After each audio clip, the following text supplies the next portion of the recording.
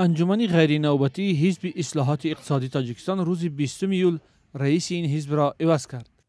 به جای رستم رحمتزاده 63 ساله، غیاث‌الدین اشورزاده 48 ساله رئیس حزب انتخاب گشت. این تغییر با برنامه‌ریزی پیشکی جریان گرفت و انجمن بدون کمیسیون مندتی و اعلان حد نصاب یا کوارم وکیلان برگزار شده، نامزد الترناتیوی، اعلان برنامه‌های گوناگون نامزدها و رقابت برای اشغال کرسی رئیس حزب به نظر نرسید.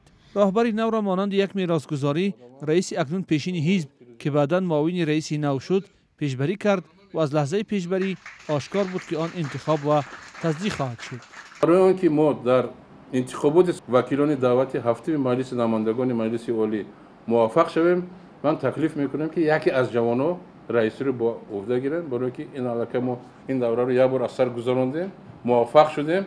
همه موفقیت رو در سال 2025 ما چیکار کرده توانیم دوام داده توانیم و من با حیث رئیس حزب اشورزاده غیاث‌الدین مرحمت رو پیشنهاد میکنم اینکه از نامزد علم‌های اقتصادی، اعضای فراکسیون حزب اصلاحات اقتصادی در پارلمان، در کمیته مالیه و اقتصاد علاقه دوامی قریب 5 سال شد فعالیت میکنن، شخص جوان هستند، با غیرت هستند.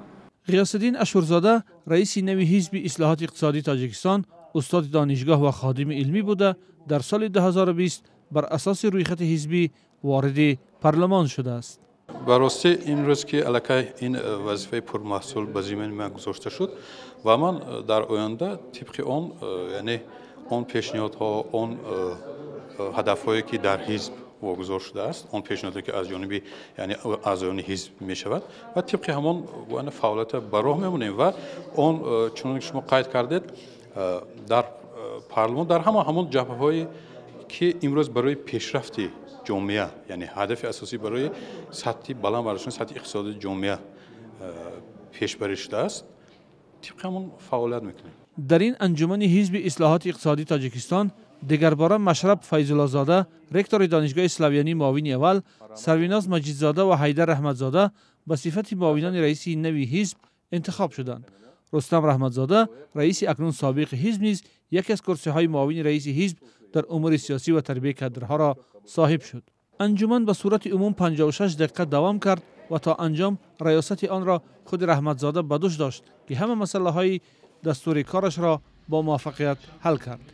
حزب مذکور دومین حزب از 7 حزب رسمی تاجیکستان شد که در 3 ماه اخیر انجمن غیر نوبتی برگزار و رئیس نو انتخاب کرد.